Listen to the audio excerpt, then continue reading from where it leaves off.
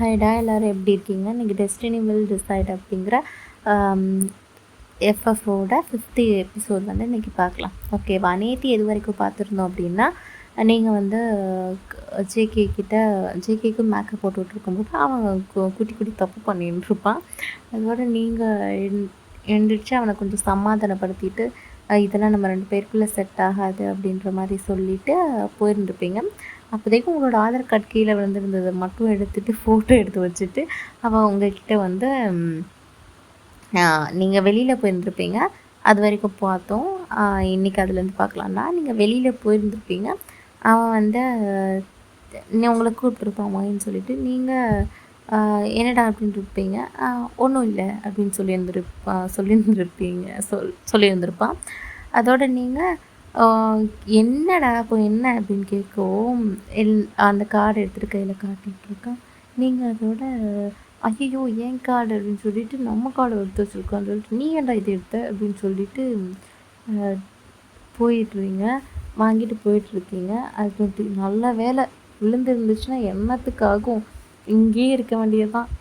இவனோட டார்ச்சர்ல நம்மளே கிளம்பணும்னு பிளான் பண்ணியிருக்கோம். அதுக்குள்ளே இப்படி நடக்குது. ஓகே எப்படி கிடச்சிருச்சுல்ல, அது இவன் கையில் தானே, எப்படி கொடுக்காம இருந்திருப்பான் அப்படின்னு சொல்லிட்டு நீங்கள் போயிடுறீங்கன்னா போயிட்டு அந்த மெயில் அனுப்பிச்சிருந்துருப்பீங்கள்ல வேறு கம்பெனிஸ்க்கெல்லாம் நீங்கள் போய் கொடுக்குறதுக்காக உங்களோட ப்ராடக்ட் வந்து ப்ரொமோட் பண்ண சொல்கிறதுக்காக கொடுத்துருந்துருப்பீங்கல்ல. மெயில் வந்து அக்செப்ட் ஆகியிருந்திருக்காது. அதனால் அக்செப்ட் ஆனாலும் பரவாயில்ல, இங்கே வந்து 1 வீக்குக்கு தான் சொல்லியிருந்தோம், சரி அப்போ கிளம்பிடலாம் அப்படின்ற மாதிரி நினச்சிட்டு மறுநாள் வந்து நீங்கள் கிளம்பணும் அப்படின்ற மாதிரி பிளான் பண்ணியிருந்துருப்பீங்கன்னா, நீங்கள் பிளான் பண்ணிவிட்டு எல்லாத்தையும் கரெக்டாக எடுத்து வச்சுட்டு நாளைக்கு வந்து ஆஃப்டர்நூன் போல் நம்ம போயிடலாம் அப்படின்னு சொல்லிவிட்டு நீங்கள் டிசைட் பண்ணியிருக்கீங்க.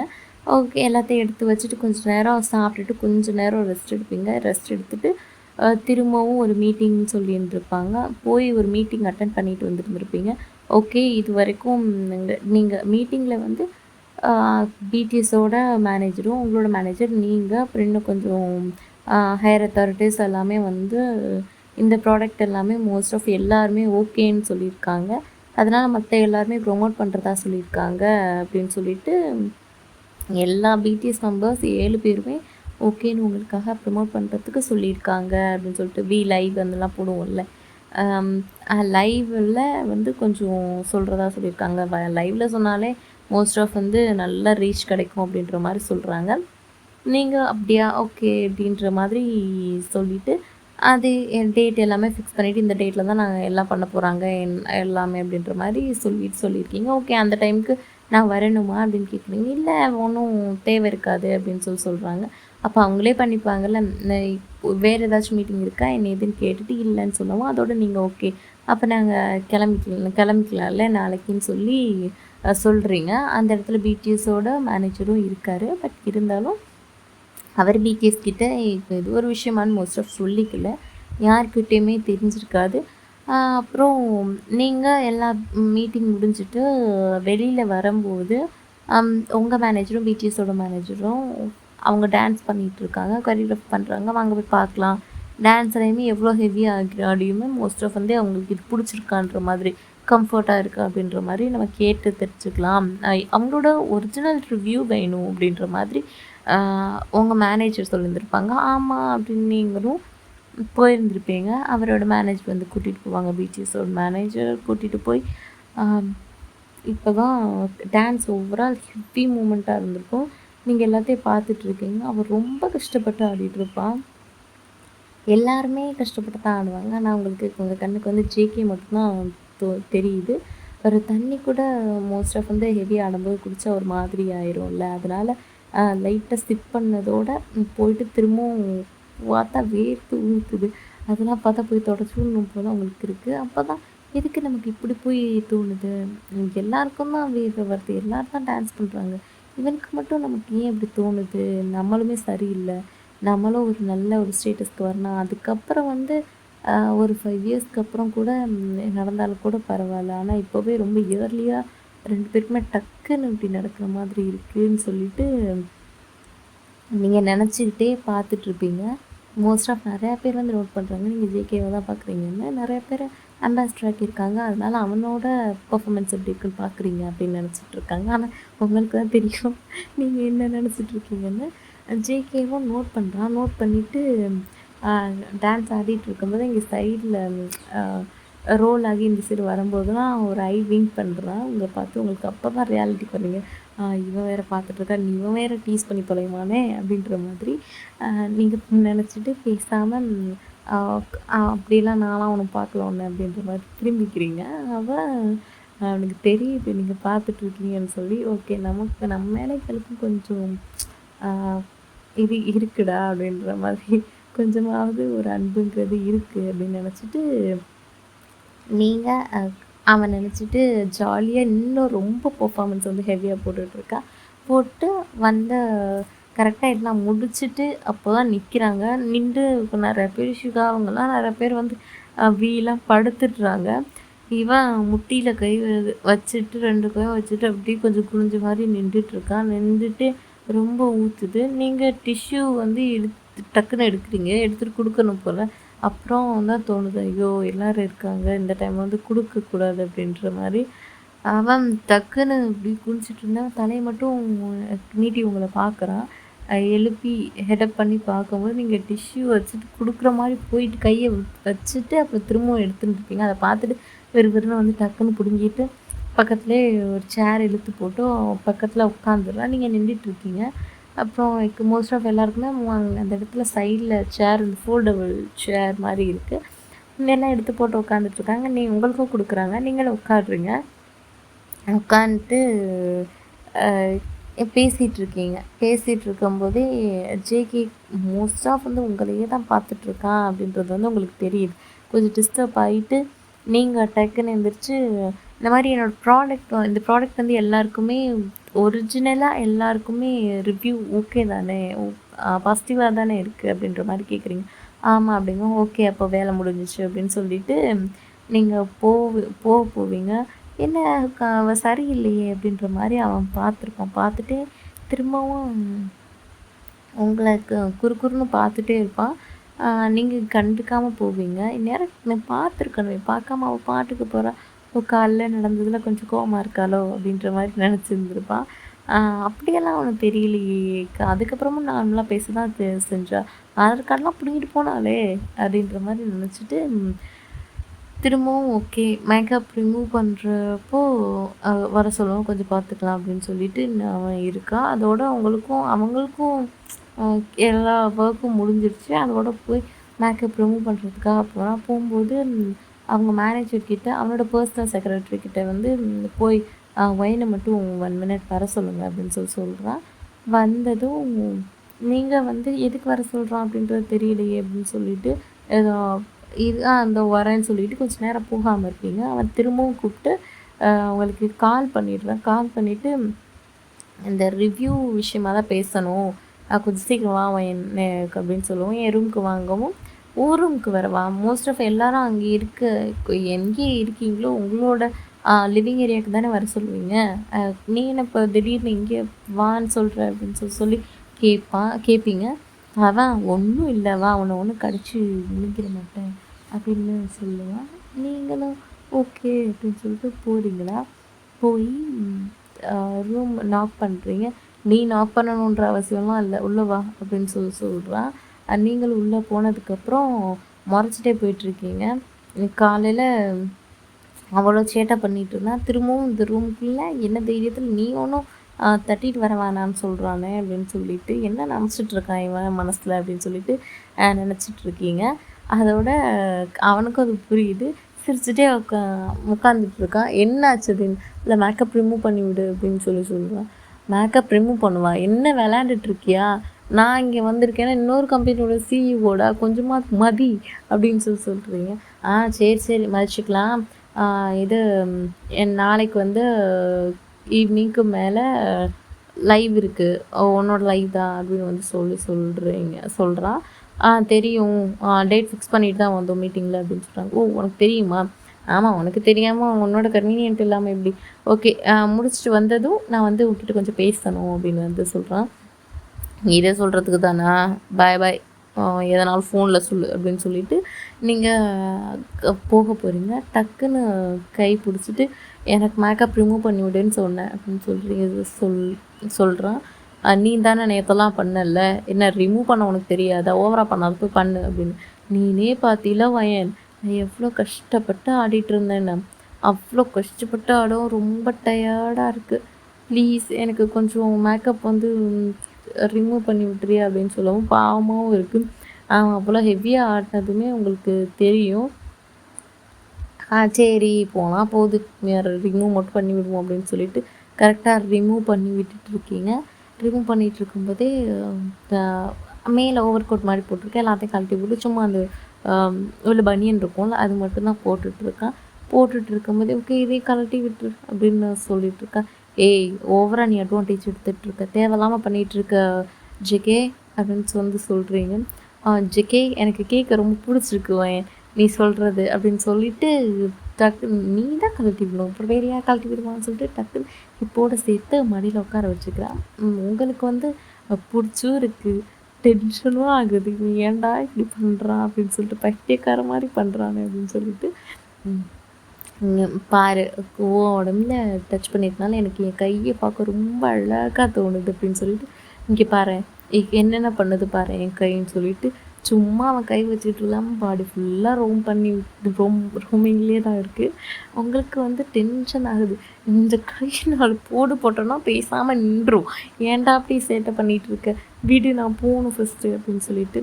ஏய் கொஞ்சமாக இப்போயாவது உனக்கு கொஞ்சமாவது புரியுதா என்னவோ ஏன்னு சொல்லும்போது நீங்கள் ஆரம்பிக்காதடா ஃபஸ்ட்லேருந்து, எனக்கு எதுவுமே தோணலாம், சும்மா சொன்னேன் உன்னை டீஸ் பண்ணேன் போதுமா, எனக்கு எதுவுமே தோணலை, இங்கே வரும்போது எனக்கு எதுவும் தோணலை, தயவு செஞ்சு ஆளை விடு நான் போகிறேன் அப்படின்னு வந்து கொஞ்சம் ஹாஷாக வந்து சொல்லிட்டுருப்பீங்க. அவனுக்கு டக்குன்னு ஒரு மாதிரியாக இருந்திருக்கும், ஏன் என்னன்ட்டு இப்படி பேசுகிற, சரி போ அப்படின்னு வந்து சொல்கிறான். உங்களுக்கு வந்து அப்பா விட்டாண்டான்ட்டு போய் டோர் வரைக்கும் போயிட்டு ஒரு மாதிரி இருக்குது. அதோட திரும்பி பார்த்துட்டு கேட்கிட்டே தானே திரும்பவும் வந்து அவனே கேட்காம மடியில் நீங்களாம் உங்களையே அறியாமல் உட்காந்துட்டு சரி சொல்லு இப்போ என்ன அப்படின்றத சொல்கிறீங்க. அவன் அப்போ தான் வந்து பார்க்குறான், என்னடா இப்போ நம்ம தான் உட்கார வச்சோம், அப்புறம் போயிட்டா அப்போ வந்து திரும்பவும் சவுடால் அவள் பாட்டுக்கு உட்காந்துருக்காளேன்னு சொல்லிட்டு உங்களுக்கு அது வந்து அப்போதைக்கு தெரியலை, தோணலை. அதுக்கப்புறம் தான் தோணுது, இது என்னடா இது, என்ன நம்ம இவ்வளோ பேசிக்கிட்டு இருக்கோம் ஆனால் இவன் பேசவே மாட்டேங்கிறானே. அவனை பார்க்கும்போது தான் அவங்க ஹிப்பே தான் பார்த்துட்ருக்கான், எங்கே பார்க்குறான் இவன் சொல்லி லைட்டாக கீழே குனிஞ்சு பார்க்கும்போது தான் அவங்க ஹிப்பை பார்த்துட்ருப்பான். அட பாவி எங்கடா பார்த்துட்ருக்க அப்படின்னு சொல்லிட்டு, நீ எங்கே ஏறி உட்காந்துருக்கன்னு பாரு அப்படின்னு சொல்லிட்டு அவனோட ப்ரைவேட் ஏரியாக்கிட்டே நீங்கள் உட்காந்துட்ருப்பீங்க. கரெக்டாக ஏற்றிட்டு அவனுக்கும் ரொம்ப ஒரு மாதிரியாக இருந்திருக்கும். காலையில் நான் பண்ணேன், இப்போ நீ பண்ண வைக்கிற பையன் அப்படின்னு சொல்லி சொல்கிறான்.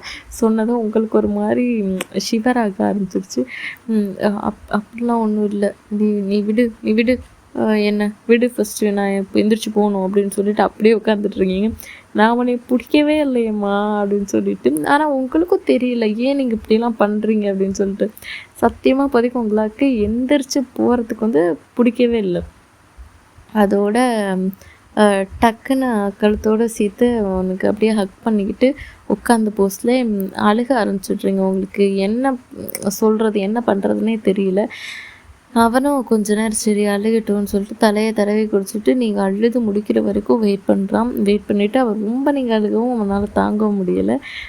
கொஞ்சம் கண்ணெல்லாம் தொடச்சி விட்டுட்டு ஓகே விடு, எனக்கு புரியுது உன்னோட ஸ்டேட்டு, எனக்குமே உன்னை எப்படி ஹேண்டில் பண்ணுறதுன்னு எனக்கு சுத்தமாக தெரியல, ஆனால் சம்திங் ஒன்று தோணுது நம்ம 2 பேருக்குள்ளே என்னமோ இருக்குதுன்னு சொல்லிட்டு, அதே தான் உனக்கும் தோணுது, நீ அதை மறைக்க நினைக்கிற ஆனால் மறைக்க முடியலை, அது தானே அப்படி தான் எனக்கும் இருக்குது அப்படின்னு வந்து சொல்கிறான். அப்படி ஏன்டா இப்படி தோணுது, நமக்கு மட்டும் ஏன்டா இப்படி இருக்குது அப்படின்னு சொல்லிட்டு, மோஸ்ட் ஆஃப் வந்து இந்த சோல் கனெக்டடான பீப்புள்ஸ்க்கு வந்து மோஸ்ட் ஆஃப் இப்படி நடக்கிறது நார்மல் டி அப்படின்ட்டு வந்து சொல்கிறான். இங்கே பாரு நீ தேவையில்லாமல் எதையும் பிடிச்சி நினச்சிட்டு நீ பாட்டுக்கு எதுவும் நினச்சிக்காத, அப்படியெல்லாம் ஒன்றும் கிடையாது, சோல் கனெக்டடும் இல்லை ஒன்றும் கனெக்டடும் இல்லை, எனக்கு ஏதோ டக்குன்னு தோணி இருந்திருக்கு நான் பண்ணியிருந்திருக்கேன் அவ்வளோதான் அப்படின்னு சொல்லிட்டு அழுததும் கொஞ்சம் மனசு ஒன்று உங்களுக்கு சமாதானம் ஆயிடுச்சு. அ அது வந்து நீங்க அழுததுக்கு முக்கிய காரணம் வந்து அவன் கூடவே இருக்கணுன்றது வந்து உங்களுக்கு ரொம்ப தோண ஆரம்பிச்சிருச்சு. அதனால தான் நீங்க வந்து இல்ல நாளைக்கு நம்ம போயிருவோம். ஆஃப்டர்நூன் போயிரலாம் அப்படின்ற பிளான்ல வந்து இருக்கீங்க. டிக்கெட்டும் வந்து போட்டுறீங்க. போட்டுட்ருக்கும்போது அவன் கால் பண்ணியிருந்திருப்பான். அதுக்கப்புறம் வந்திருப்பீங்க. அ அப்பா போயிருவோம்டா நாளைக்கின்னு நெனைக்கும்போதே உங்களால அது ஏத்துக்கவும் முடியல. அவன் கூடவே இருக்கணும் அப்படின்றது வந்து உங்களுக்கு தோணிட்டே இருக்கு. அதுதான் நெனச்சிட்டு அவனையே பார்த்துட்ருக்கீங்க. அவன் என்ன பார்த்துட்டே இருக்காருன்னு சொல்லிட்டு, "இல்ல ஒண்ணும் இல்ல" அப்படின்னு வந்து அம் சொல்லிடுறீங்க. சொல்லிட்டு அ "சரி நான் போறேன்" அப்படின்னு சொல்லிட்டு அழுத என்னமோ சொல்ல வர மாதிரி, நீ எதுவுமே சொல்லாம நீ பாட்டுக்கு "நான் போயிட்டு வரேன்னு" சொல்லிட்டுருக்க அப்படின்னு சொல்லிட்டு, "இல்லடா நான் போறேன் பாய்" அப்படின்னு சொல்லிட்டு அ கே கதவு வரைக்கும் போயிட்டு, "உனக்கு உன் லைஃப்பில் உன் பேரண்ட்ஸ் என்ன சொல்கிறாங்களோ அதை மட்டும் கேளு ஜேகே" அப்படின்னு சொல்லிட்டு சொல்கிறீங்க. இவன் ஏன் சம்மந்தம் இல்லாமல் இப்போது சொல்கிறா அப்படின்னு சொல்லிட்டு அதோட திரும்பி பார்க்கணுன்னு உங்களுக்கு அவ்வளோ தோணுது. பட் வந்து இதோட அப்படியே போயிடலாம் நாளைக்கு அப்படின்ற மாதிரி, இதுக்கு மேலே நம்ம பார்க்கவே கூடாது. நம்ம பார்த்தோம்னா நம்மளோட லைஃப்பும் நம்மளோட லைஃப் வந்து ஸ்பாயிலுன்றதில்ல, அவனோட லைஃப்பை நம்ம ஸ்பாயில் பண்ணிடுவோம்னு நினச்சிட்டு நீங்கள் போயிடுறீங்க. அதோட அவனும் ஓகே அப்படின்னு சொல்லிட்டு போயிடுறான். போயிட்டு இன்னைக்கு நடந்தது எல்லாத்தையுமே நினச்சி பார்த்துட்ருக்கான். 2 பேரும் இன்னைக்கு மார்னிங் பண்ண சேட்டைகள் எல்லாத்தையுமே நினச்சி பார்த்துட்டு சிரிச்சுட்டு ட்ராயிங்லாம் பண்ணி வைக்கிறான். ட்ராயிங் பண்ணி நேற்று பண்ணது வந்து ஒரு ரூமில் வந்து ஃபர்ஸ்ட் டேன்னு சொல்லி செகண்ட் டேன்னு சொல்லி இதில் செகண்ட் டேன்னு சொல்லி இன்றைக்கி நான் அந்த எல்லாத்தையுமே என்னென்ன ட்ரா பண்ணானோ எல்லாத்தையும் எடுத்து அரைக்க பண்ணி கரெக்டாக வச்சு எல்லாத்தையுமே ஃப்ரேம் பண்ணி தொங்க விட்டுடுறான். அப்போது வந்து அதை திரும்ப அவன் பார்த்துட்டே இருக்கும்போது ஃபுல் டே நைட் வந்து தூக்கமே அவனுக்கு இல்லை.